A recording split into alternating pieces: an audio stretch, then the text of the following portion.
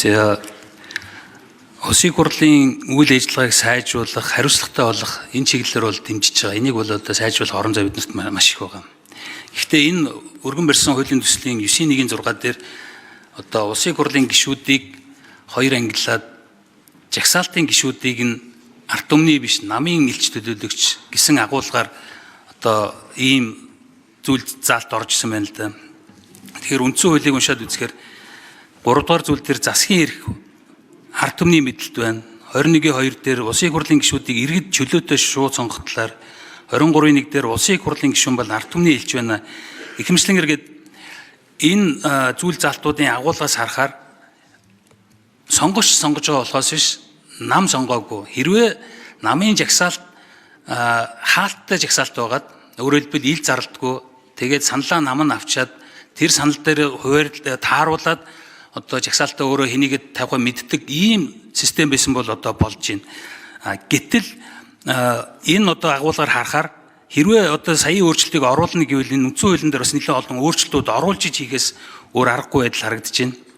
Тэгээд ер нь бас эргээ бодоход одоо энэ 2022 оны 8 сарын 25-нд үндсэн хуулийн өөрчлөлт оруулсан. Тэгэхээр энэ өөрчлөлтөөр бол ер нь бодоход Улсын хурлын энэ ард түмний элч байх орон зайг хомссон ийм өөрчлөлт байсан юм байна гэж харж байна. Тэр давхар дэлтэй холбоотойгоор одоо бүгдээрээ давхар дэлтэй болсон. Өмнө 4-1 болдог байсан бол бүгдээрээ давхар дэлтэй болсон. Одоо кабинетийн зарчмаар гээд одоо ард түмний төлөөлөгч байх эрх нь 20 гаруй гишүүн хязгаарлагдаж байна. Дээр нь одоо одоогийн байдлаар ил жагсаалтын гишүүдэд одоо зарлаад сунгуульд орж байгаа гэсэн явандаа бас энийг хаалттай болгоод нам нь мэддэг болох ийм орон зай бас байсан юм байна гэж одоо харагдаж байна. Тэгэхээр 48 дээр 20 хэдэн гишүүн гэхээр бараг 70 гишүүн ард түмний элч биш намын юм уу засгийн газрын элч төлөөлөгч шиг энэ парламент суудаг болох нь. Өөрөөр хэлбэл 76 гишүүн маань 126 биш агуулгаараа 56 болж багассан ийм хөдөр зураг харагдаж байна.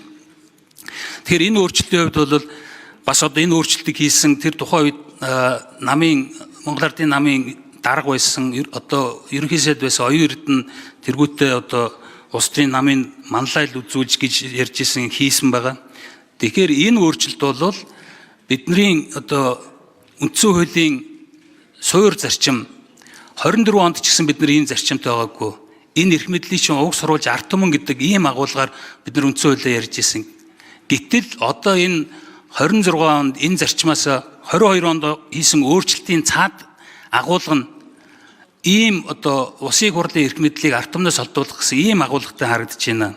Тэгэхээр одоо жишээлбэл оюун эрдэнэ гишүүний хувьд ч гэсэн тухайн үед өөрөө эрх мэдлэлтэй байхдаа шал өөр юм ярьдаг байсан. Улсын хурлыг хуулийн засгийн газрын хуулийн нэгжиг байдсан. Бүх хуулийг яаралтай шуурхай гэж оруулж ирдэг байсан. Эсрэг дуугарсан зарчмыг өөрийнх нь дэвшүүлсэн мөрийн хөтөлбөрийнхаа эсрэг яваад байгааг нь сайн санаж хэлэхэд тэрний эсрэг дайрдаг, давшдаг, өөрийнхөө охин компаниараа дамжуулж хэвлэл мэдээлэлээр дайрдаг иймэрхүү үйлдэлүүд хийдэг байсан. Одоо ингээд дүр нь байран солигдоод ирэхээр одоо энэ асуудлуудыг цаана байсан уг зүйлүүдийг гаргаж ирж байна. Тэгэхээр энэ 9.1 дээр 1.6 дээр оруулж ирж байгаа Улсын хурлын гишүүнийг намын элч болгож байгаа энэ залттай бол эвлэрч чадахгүй. Тэгээд ийм залт хэрвээ орвол одоо жагсаалтаар дэвссэн гишүүний хувьд би бол энд байх шаардлагагүй гэж бодож байгаа. Асуулт байхгүй гэл.